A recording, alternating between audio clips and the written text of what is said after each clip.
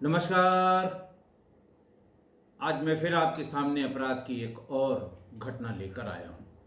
आज के अपराध की घटना पुरानी है, बहुत पुरानी है, लेकिन इसका भी फैसला हाल फिलहाल का है।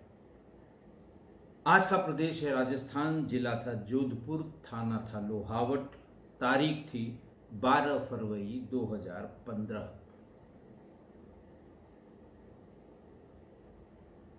ढिलाड़ा गांव के सुधार सुथार मोहल्ले से कुछ लोग अचानक थाने पर पहुंच गए।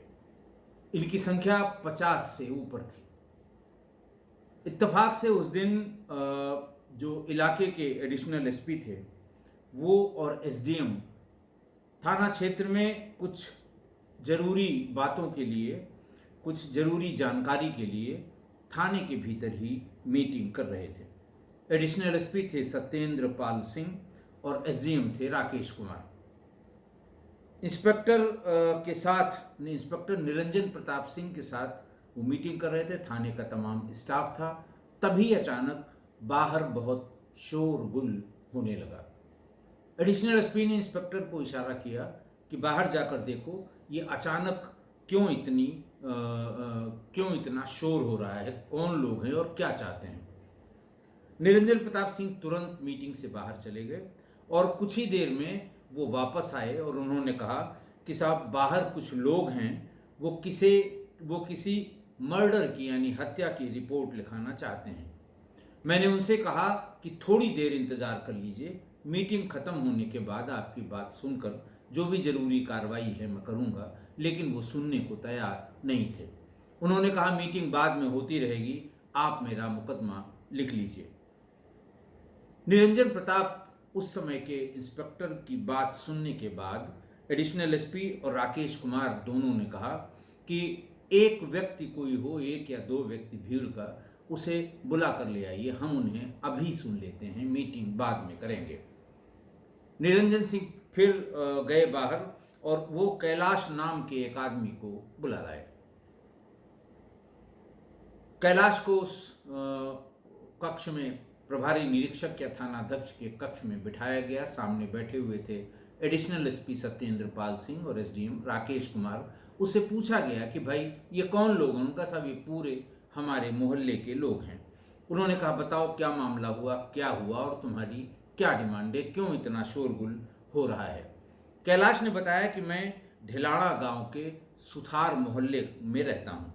मेरे घर के पास ही मेरे चाचा संतोष का मकान है, जहां वो अपनी पत्नी रामेश्वरी, 3 बेटियों और एक बेटे के साथ रह रही हैं। 6 फरवरी से रहस्यमय तरीके से मेरे चाचा संतोष गायब हो गए। आज सवेरे मेरे चाचा के खून सने अधजले कपड़े ग्रेवल रोड के पास पड़े मिले। किसी ने मेरी चाची को बताया और मेरी चाची वहां गई और उन्होंने कपड़ों को पहचाना। तब से वो रो रही हैं। पूरा मोहल्ला इकट्ठा हुआ और तब लोगों को ये पता लगा कि 6 तारीख से गायब संतोष के ये कपड़े हैं जिनमें खून बहुत लगा हुआ है। जलाने का इसे प्रयास किया गया है। माना यह गया है कि उसकी हत्या हो गई है। इसलिए हमारी हत्या की रिपोर्ट लिखकर सच्चाई को जानने का प्रयास पुलिस करे। खैर, इतनी बात सुनकर एसडीएम और एडिशनल एसपी ने ये कहा कि चल के हम लोग ही इसे देखते हैं कि ग्रेवल रोड पर ये कौन से कपड़े का जिक्र कर रहे हैं और वो कपड़े कैसे इनके गुमशुदा चाचा संतोष के हैं। लगभग आधे घंटे में एडिशनल एसपी सत्येंद्र पाल सिंह अपनी फोर्स के साथ कैलाश को साथ में लेकर और राकेश कुमार वो सब ग्रेवल रोड पर पहुंच गए। ग्रेवल रोड पर उन्होंने दिखाते हुए कहा कि साहब ये देखिए, ये मेरे चाचा के कपड़े हैं। सत्येंद्र पाल समेत सभी पुलिस अधिकारियों ने आगे बढ़कर नजदीक से देखा तो उन्हें भरोसा हो गया कि कैलाश झूठ नहीं बोल रहा है। हकीकत में ग्रेवल रोड की इस ढलान पर खून सने अधजले कपड़े पड़े थे। खून से सने कपड़ों से जाहिर था कि ये मामला हत्या का नहीं, अगर हत्या का नहीं तो किसी न किसी बड़े अपराध से संबंधित जरूर था। पुलिस को देखकर पूरा गांव वहां इकट्ठा हो गया। एएसपी सत्येंद्र पाल सिंह ने थाना प्रभारी से उन सभी कपड़ों को सील करने के लिए कहा। इसके बाद उन्होंने कैलाश को अपने पास बुलाकर तसल्ली करनी चाहिए कि तुम पूरे यकीन से कैसे कह सकते हो कि ये कपड़े तुम्हारे चाचा संतोष के ही हैं। ठीक है, पुलिस को जानकारी करनी चाहिए थी और खुद संतुष्ट होना चाहिए कि जो ये कह रहा है वो कैसे सही है और क्यों सही है। कैलाश ने कहा कि देखिए साहब, आप एक बार पड़ताल स्टार्ट करिए, हकीकत आपके सामने आ जाएगी, कपड़े मेरे चाचा के हैं। और उसने ये भी बताया कि आज सुबह उनकी चाची रामेश्वरी देवी यहाँ पर आई थी, उन्हें गांव के किसी आदमी ने बताया था। आई और यहाँ कपड़ों को देखकर जोर जोर से चिल्लाकर रो पड़ी और ये कहा कि ये मेरे भरतार कहा जाता है पति को वहाँ राजस्थान में, उस इलाके में। उन्होंने कहा ये मेरे भतार संतोष के कपड़े हैं जो खून से सने हुए हैं। कैलाश ने बताया कि उसकी ये चीख पुकार सुनकर आस पड़ोस के लोग भी यहाँ आ गए और मुझे भी जब ये पता लगा कि चाची इस तरह से विलाप कर रही हैं, मैं भी भाग कर आया और ग्रेवल रोड पर चाचा के खून से सने अध जले कपड़े मैंने भी देखे।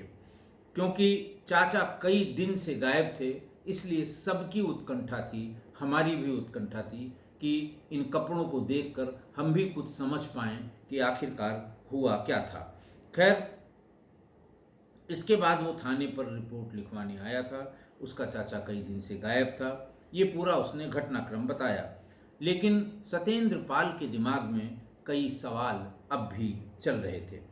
पहला तो ये था कि जब संतोष कई दिनों से गायब था तो उसकी गुमशुदगी की कोई रिपोर्ट पुलिस में किसी ने भी क्यों नहीं लिखवाई। दूसरा, उनकी पत्नी रामेश्वरी देवी को कैसे पता लगा कि ग्रेवल रोड पर जो कपड़े पड़े हैं या ग्रेवल रोड पर कपड़े पड़े हैं वो संतोष के हैं। क्या वास्तव में संतोष की हत्या हुई है या फिर ये कोई प्लॉट है जिसको किसी के अगेंस्ट साधने के लिए ये सब किया गया है, और अगर उसे मार दिया गया है तो शव कहाँ पर है, उसने किसने और उसकी क्यों हत्या की है। ये इन सवालों के जवाब अब तक की पूछताछ से, कैलाश की पूछताछ से, गांव वालों की पूछताछ से और जो भीड़ वहाँ इकट्ठा हुई थी उनकी पूछताछ से ये इन सारे सवालों के जवाब नहीं मिले। तब फिर पुलिस ने, सत्येंद्र पाल सिंह ने कहा कि इनकी पत्नी रामेश्वरी देवी को इनके तीनों बेटियों, जो बड़ी थी, मनीषा थी 13 साल की, भावना थी 10 साल की और अंकिता थी 8 साल की, इन तीनों सहित रामेश्वरी देवी को थाने पर बुलाने का आदेश उन्होंने किया। खैर, ये तीनों वहाँ पर आ गईं बच्चियाँ और उनकी माँ रामेश्वरी देवी भी आ गई। थाने पर पहुँचते ही संतोष की तीनों बेटियाँ, इनसे एएसपी सत्येंद्र पाल ने पूछताछ शुरू की। बच्चियाँ कुछ नहीं बोल रही थी, ना हाँ न ना, कतई नहीं बोल रही थी। बार बार सवाल करने के बाद भी सत्येंद्र पाल सिंह से वो बात करने को तैयार नहीं थी। जब काफी देर हो गई तो बच्चियों से पूछा गया कि भाई तुम बता क्यों नहीं रही, तुम घर ही में थी, साथ में सो रही थी, कुछ तो हुआ होगा, तुमने कुछ तो सुना होगा। तभी बड़ी वाली बेटी मनीषा ने कहा कि हम मम्मी के सामने कुछ नहीं बोलेंगे, आप मम्मी को यहां से दूर कर दीजिए, हम आपको सारी बात बताएंगे। अच्छा, ये ऐसा सवाल था कि सभी अचरज में पड़ गए। एडिशनल एसपी सत्येंद्र सिंह भी अचरज, सत्येंद्र पाल भी अचरज में पड़ गए कि ऐसी क्या बात है कि बच्चियां माता के सामने, अपनी माँ के सामने बोलने को तैयार नहीं है, जबकि ज़्यादा उम्र नहीं है, सबसे बड़ी वाली 13 साल की थी। खैर, ये बात सुनकर चौंके तो सब लोग, लेकिन तुरंत उसकी बात मानी गई। रामेश्वरी को दूसरे कमरे में बिठाया गया और फिर इन तीनों से अलग अलग पूछताछ करने की व्यवस्था की गई। खैर, रामेश्वरी को अलग अलग बिठाकर, पूछताछ करने वाले कक्ष से अलग बिठाकर जब तीनों से पूछताछ की गई तो फिर उन्होंने बताया कि हम लोग हत्या के चश्मदीद गवाह हैं। उनकी मम्मी रामेश्वरी देवी ने अपने प्रेमी भीम सिंह के साथ मिलकर मेरे पापा को, मेरे पिता को, संतोष को मारा था। तीनों बहनों की ये बात सुनकर अधिकारी सन्न रह गए कि बेटियां बता रही हैं और अपनी माँ के सामने बताने के लिए तैयार नहीं हैं। और रामेश्वरी तब तक थाने पर ही बैठी रही। जैसे ही भीम सिंह का नाम उन तीनों ने लिया, एएसपी के आदेश पर एसएचओ ने पूरी टीम भीम सिंह के घर पर भेजी। वो भीम सिंह घर पर ही मिल गया। उसे गिरफ्तार करके थाने पर लाया गया। थाने पर रामेश्वरी और उसके बच्चों को देखकर भीम सिंह के चेहरे की हवाइयाँ उड़ने लगी। उसे समझ में आ गया कि रामेश्वरी और उसकी बच्चियों ने लगता है सब कुछ बता दिया है। इसलिए बिना पूछताछ में जरा सा भी दबाव के बिना उसने सारी कहानी बयां कर दी। उसने बताया कि उसी ने संतोष को तलवार से काट कर उसकी हत्या की थी। भीम सिंह ने जो कहानी बताई, अपना कन्फेशन जो बताया इस पूरे हत्याकांड के बारे में, वो चौंकाने वाला था। उसने बताया कि संतोष कुमार लकड़ी के फर्नीचर का कारीगर था और बहुत अच्छा कारीगर था। ढिलाड़ा गांव की छोटी सी ढाणी में जो दिन भर वो मेहनत करके अपना हुनर दिखाने की कोशिश करता था, उसकी मजदूरी या उसके कदरदान वहाँ आसपास बहुत ज़्यादा नहीं थे। और उसके पास अब 4 बच्चे हो गए थे, पत्नी थी और माँ बाप थे। फर्नीचर के उस कारीगरी का उसका चूंकि वहाँ बहुत पैसा उसको नहीं मिल पा रहा था, लिहाजा उसने किसी से बातचीत करके और बम्बई जाने का फैसला किया। वो बम्बई गया और जाते ही उसको बहुत अच्छा काम मिल गया। संतोष काम के चलते अक्सर मुंबई में ही रहता था। पैसा उसे अच्छा मिलने लगा। घर पर वो पैसा अपनी पत्नी और बच्चों के लिए, उनकी परवरिश के लिए, उनकी पढ़ाई के लिए, माँ बाप की दवा के लिए पर्याप्त मात्रा में पैसे भेजने लगा।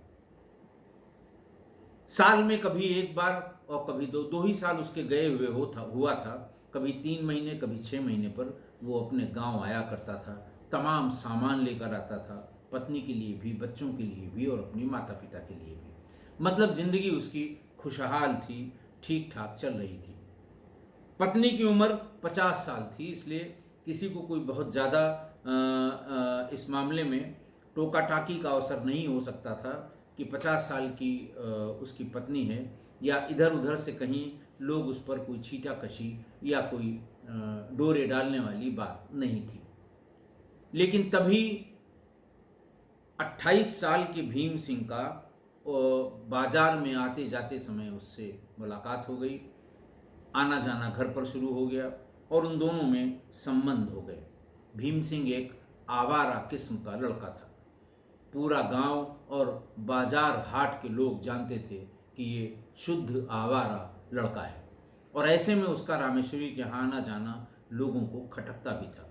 लेकिन वो थोड़ा दबंग था, इसलिए कोई उससे ये बात नहीं कह पाता था। संतोष जब बंबई से लौटा तब लोगों ने उसे उसकी पत्नी का भीम सिंह से अफेयर होने वाली बात बताई। संतोष ने घर पहुंचकर रामेश्वरी की पिटाई की। उसे बहुत पीटा कि तुम्हारी वजह से मुझे गांव में या गांव के बाहर भी इस तरह के ताने सुनने को मिल रहे हैं और ये बात ठीक नहीं है, तुम्हें ऐसा नहीं करना चाहिए था। वो घर पर मेरी गैर मौजूदगी में कैसे आता है।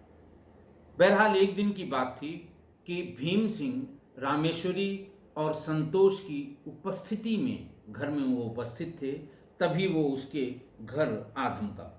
संतोष पहले से ही बहुत गुस्से में था। उसने भीम सिंह के साथ गाली गलौज की और उसे चेतावनी दी कि अगर वो आइंदा इस घर की ओर उसने रुख किया तो अच्छा नहीं होगा। बेइज्जती होने के बाद भी भीम सिंह ने उसके घर आना नहीं छोड़ा और न ही रामेश्वरी ने उसे अपने घर पर आने से मना किया। संतोष की मजबूरी थी कि वो बहुत दिनों तक घर पर नहीं रुक सकता था। उसके यहाँ जो ऑर्डर फर्नीचर के दिए गए थे वो लोग बार बार फ़ोन करके परेशान कर रहे थे, लिहाजा वो वापस चला गया मुंबई। मुंबई में रिहाइश की दिक्कत थी, इसलिए वो परिवार को साथ नहीं ले जा पा रहा था।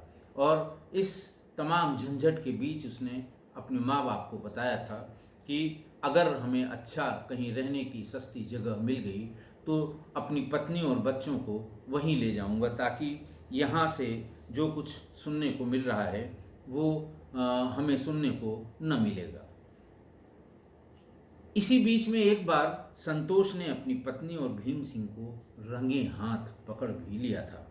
भीम सिंह फुर्ती से वहां से भाग गया और जाते जाते कह गया कि हम इस बेइज्जती का बदला लेकर रहेंगे। फरवरी 2015 में फिर संतोष मुंबई से घर आया। संतोष के आने के बाद रामेश्वरी और भीम सिंह का मिलना बंद हो गया, क्योंकि बात बहुत आगे बढ़ गई थी। मारपीट और गाली गलौज से ज़्यादा ऊपर बढ़ गई थी और संतोष भी इंतज़ार कर रहा था कि भीम अगर दिखाई पड़ जाए तो मैं उसको सबक सिखाऊंगा। लेकिन फ़ोन पर भीम और रामेश्वरी ने संतोष की हत्या का प्लान बना लिया। उन्होंने तय कर लिया कि इस बार मुंबई जाने से पहले हम इसकी हत्या कर देंगे, क्योंकि जब से ये आया है हम लोग मिल नहीं पा रहे हैं। प्लानिंग के हिसाब से 6 फरवरी 2015 को आधी रात को भीम सिंह छिपते छिपाते संतोष के घर पहुंच गया। उस समय संतोष गहरी नींद में सो रहा था, जबकि उसकी पत्नी रामेश्वरी भीम सिंह के आने का इंतजार कर रही थी, जग रही थी। दरवाज़ा खोल दिया, वो चुपचाप भीतर आया। उसने इशारा किया कि ये संतोष सो रहा है और संतोष के ऊपर भीम सिंह ने तलवार से ताबड़तोड़ वार किए। संतोष की दर्दनाक चीख सुनकर उसकी तीनों बेटियां हड़बड़ाकर उठ बैठी। वे घर के भीतर चौक में पहुंची। वहां का नज़ारा देखा कि भीम सिंह तलवार से उसके ऊपर वार कर रहा है और वो बार बार ऐसा न करने के लिए उसके मुंह से आवाज़ निकल रही है, मिन्नतें कर रहा है। और रामेश्वरी पास में खड़े खड़े ये सब देख रही थी। बड़ी बेटी मनीषा ने एक बार पिता को बचाने की कोशिश की। भीम सिंह ने धमका दिया, उसे धकेल दिया और कहा कि अगर किसी को बताया तुम तीनों बहनों का सर इसी तरह कलम कर देंगे। संतोष के मारने के बाद रामेश्वरी और भीम सिंह ने खुशियां मनाई, ठहाके मार के हंसे और मनीषा से जबरन धमकाकर अपने लिए चाय बनवाई। संतोष की हत्या के बाद भीम सिंह ने उसके सारे कपड़े उतार लिए और शव को एक पॉलीथीन में लपेटकर एक बोरी में भर दिया।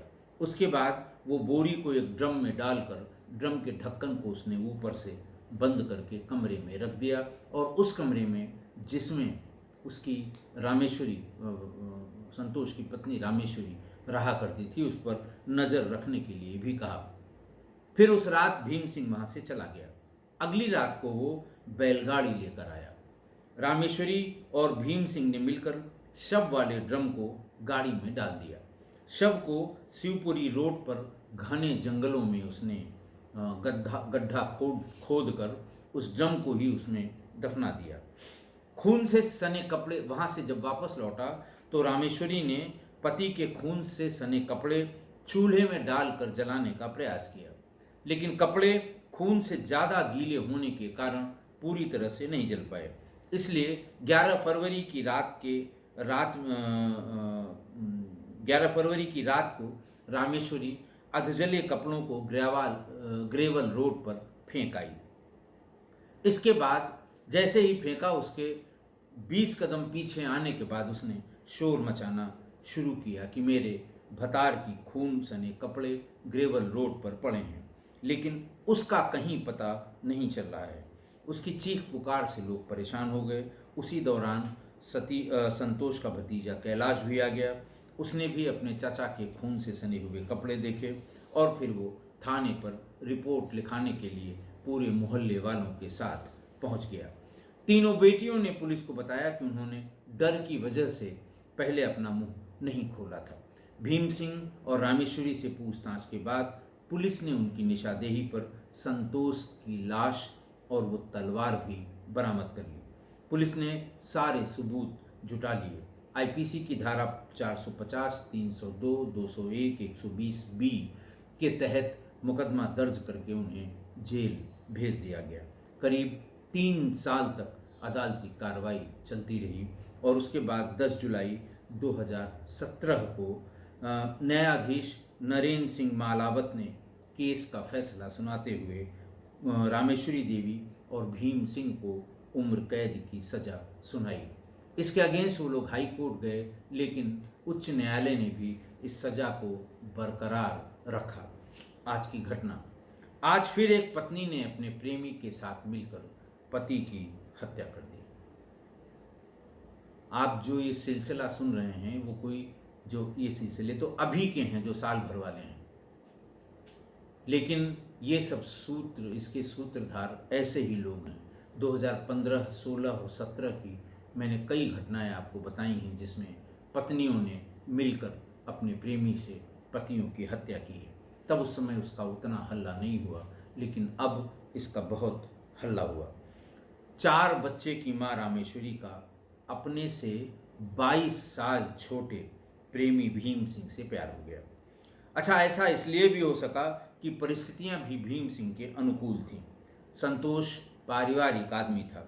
4 बच्चों, माता पिता और पत्नी, इनकी परवरिश के लिए गांव में उसके हुनर के कदरदान नहीं थे, लिहाजा उसने मुंबई की तरफ रुख किया, जहां उसके हुनर के कदरदान मिल गए और उसे पर्याप्त पैसा भी मिलने लगा।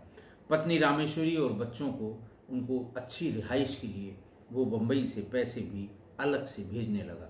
उसके बाद वो जब जब आता था घर, तब तब उनके लिए पैसे, रुपए, कपड़े सब की व्यवस्था करता था। अचानक ज़्यादा पैसे पाकर रामेश्वरी बाजार हाट रोज जाने लगी और अपने शरीर और कपड़ों पर पैसा खर्च करने लगी। बाजार में ही उसको एक आवारा लड़का भीम सिंह मिल गया। 22 साल छोटा था रामेश्वरी से, पर रामेश्वरी के ठाट बाट ने उसको प्रभावित किया। तो रामेश्वरी को लगा कि भीम सिंह उसकी सुंदरता पर लट्टू हो गया है। ज़्यादा पैसा और ज़्यादा सजने संवरने वाली उम्र दराज महिलाओं को ये गलतफहमी अक्सर हो जाती है। ऐसा मैंने आपको तमाम अपराध की घटनाओं में बताया है। इसी सेम सिचुएशन में अक्सर हो जाती है कि वो अभी भी कम उम्र की हैं और आकर्षक लगती हैं, और अगर उनके रूप रंग का कदरदान कोई नज़दीक आने की कोशिश करता है तो उन्हें बहुत ही आत्मसंतुष्टि होती है। रामेश्वरी को भी यही आत्मसंतुष्टि हो गई और वो भीम सिंह के जाल में फंस गई, उनके जाल में लिपट गई। भीम सिंह से उसके संबंध हो गए। रामेश्वरी के सास ससुर और बाकी घर वालों ने रामेश्वरी से इसका विरोध किया, पर भीम सिंह की दबंगई के कारण कोई भीम सिंह से इसका विरोध नहीं कर पाया। पति संतोष को जब ये सब पता लगना ही था। लोगों को ये गलतफहमी रहती है कि घर वालों को पता नहीं लगेगा, हम जो कर रहे हैं वो चोरी कर रहे हैं, चुपचाप कर रहे हैं, कैसे उनको पता लगेगा। लेकिन हर वारदात में, हर हाल में, क्योंकि ऐसे लोग जिनके बारे में आप कभी सोच नहीं सकते, लेकिन वो आप पर नज़रें गड़ाए रहते हैं। महिला पर नज़रें कहाँ जाती है, किससे मिलती है, कहाँ आती है, कब गई, कब आई, ये पूरा हिसाब रखते हैं। उनसे मतलब कुछ नहीं है, लेकिन हिसाब किताब पूरा रखते हैं। तो जब उसे पता लग गया तो संतोष ने बंदिशें लगाई, बाहर नहीं निकलोगी, बात नहीं करोगी, उससे भी झगड़ा किया कि कभी नहीं आओगे। तो जब दोनों का मिलना बंद हो गया तो दोनों ने प्लान करके रामेश्वरी और भीम सिंह ने संतोष की हत्या कर दी। कबीरदास जी ने 2 दोहे इस तरह के प्रकरण पर बहुत अच्छे लिखे हैं। एक तो लिखा उन्होंने कि माया मरी न मन मरा, मर मर गया शरीर, आशा तृष्णा ना मरी, कह गए दास कबीर। देखिए, कबीर, रहीम, तुलसी जो उस समय के ये लोग थे, उन्होंने अपने एक्सपीरियंस से लिखा है। वो सैकड़ों मील पैदल चलते थे, लोगों के पास रुकते थे, लोगों से बातचीत करते थे, और तब अपने उस एक्सपीरियंस को इकट्ठा करके उन्होंने इतनी बड़ी बड़ी रचनाएं की हैं। तो माया मरी न मन मरा, माया भी कभी नहीं मरती और मन भी कभी नहीं मरता, और शरीर ही मरता है, मर मर गया शरीर। और आशा तृष्णा ना मरी, कह गए दास कबीर, ना आपकी प्यास कभी मरेगी, ना आपकी आशाएं कभी मरेगी। यही हुआ, रामेश्वरी की आशाएं और तृष्णा नहीं मरी, बढ़ती चली गई। भीम सिंह की भी आशाएं, तृष्णा, माया, ये नहीं मरी। मारा गया तो बेचारा वही संतोष। दूसरा उन्होंने ऐसा लिखा है कि पवित्रता मैली भली, काली कुचल कुरूप, और पवित्रता के रूप पर वारों कोटि स्वरूप। कहने का मतलब ये है कि ये दोहा पतिव्रत धर्म को बताया करता है। कबीर ने कहा कि पतिव्रता स्थिति, पतिव्रता मैली भली, काली कुचल कुरूप, और पतिव्रता के रूप पर वारों कोटि स्वरूप। कहते हैं कि पतिव्रता स्त्री भले ही मैली कुचैली, काली और कुरूप हो, फिर भी उसके पतिव्रत स्वरूप पर कोटि कोटि सुंदर रूप छाए रहते हैं, वारे रहते हैं। अर्थात बाहरी सौंदर्य क्षणिक है, किंतु पति के प्रति निष्ठा और चरित्र की सुंदरता अमर व सर्वोच्च है। ये रामेश्वरी जैसी व्यभिचारी चरित्र के विपरीत पवित्रता की महत्ता को दर्शाता है। आशा है आप मेरी इन सब बातों से सहमत होंगे, कबीरदास की इन दोनों दोहों से सहमत होंगे। आज के लिए इतना ही। बहुत बहुत धन्यवाद।